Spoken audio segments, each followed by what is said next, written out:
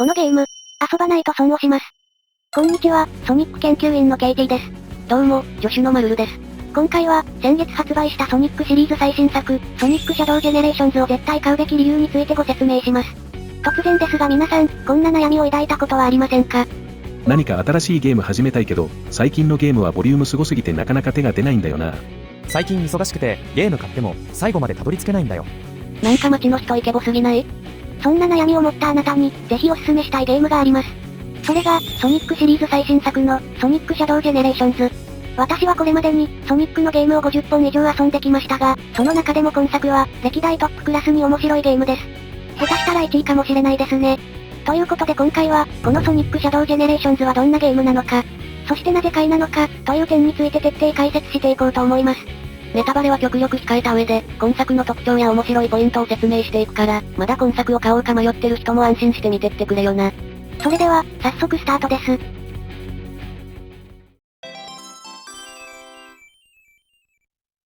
このソニックシャドウジェネレーションズは、ソニックジェネレーションズとシャドウジェネレーションズという、日本のゲームが収録された作品です。このうちソニックジェネレーションズの方は、2011年に発売されたゲームのリマスター版。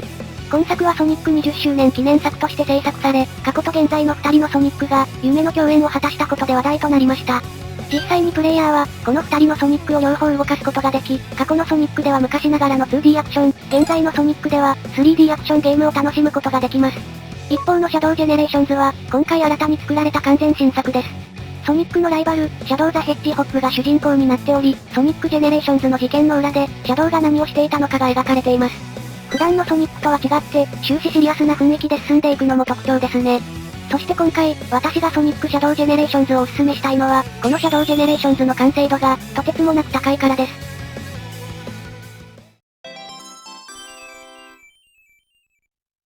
今作で特にすごいのが、ボリュームはそこまで多くないのに、満足感が半端じゃないこと。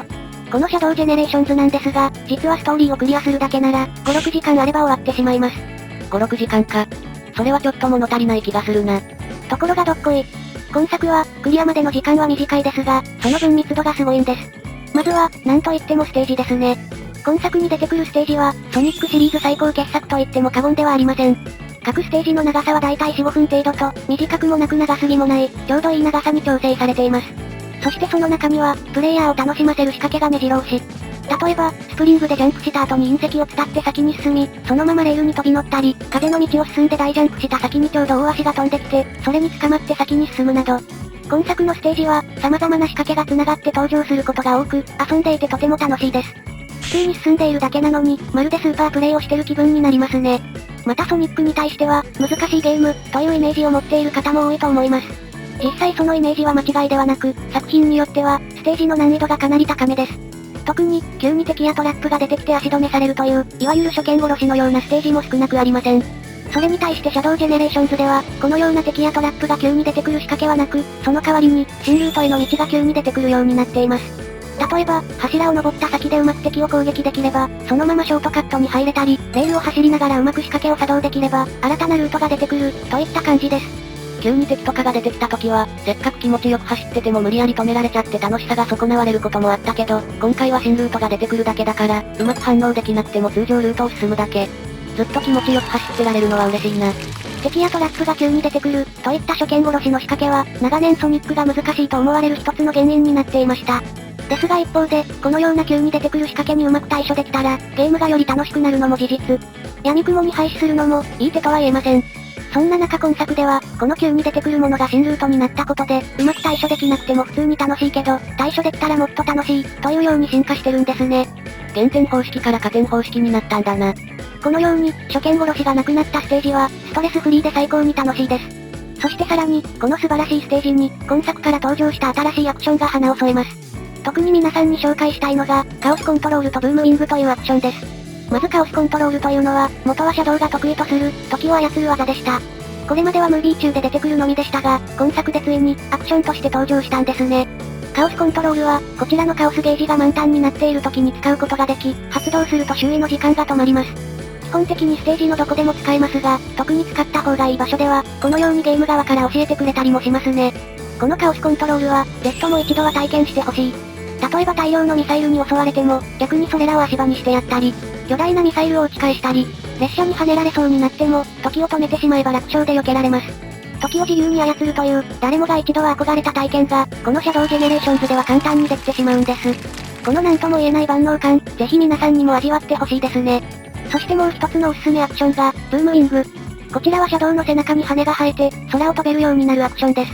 発売前の予告映像でも、よく登場していましたね。ブームウィングを発動すれば、ステージの上空をひとっ飛び。複雑な地形であっても、何も気にせずスイスイ進んでいけます。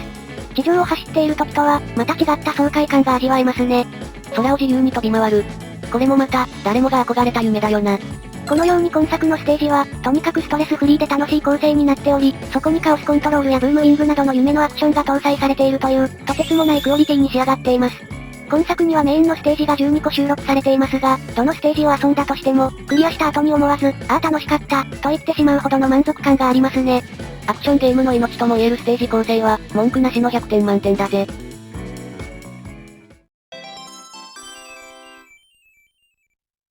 今作最大の魅力は、出てくるステージがどれも最高に面白いこと。このことは、おそらく間違いないでしょう。ですが、そんな神がかったステージを彩る、ストーリー。これもまた最高なんですよね。かつて地球侵略を目論み、シャドウに倒されたはずの邪悪な生命体、ブラックブーム。彼が再び、シャドウの前に姿を現すところから、このシャドウジェネレーションズの物語は始まります。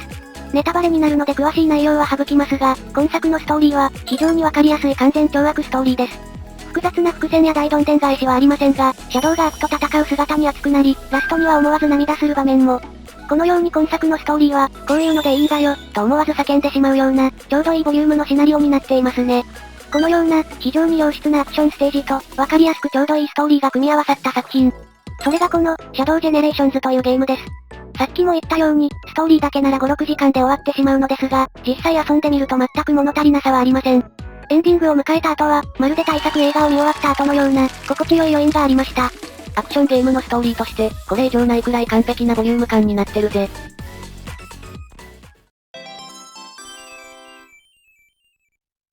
ですがもちろん、5、6時間しか遊べないのはちょっとなぁ、と思う人もいるでしょう。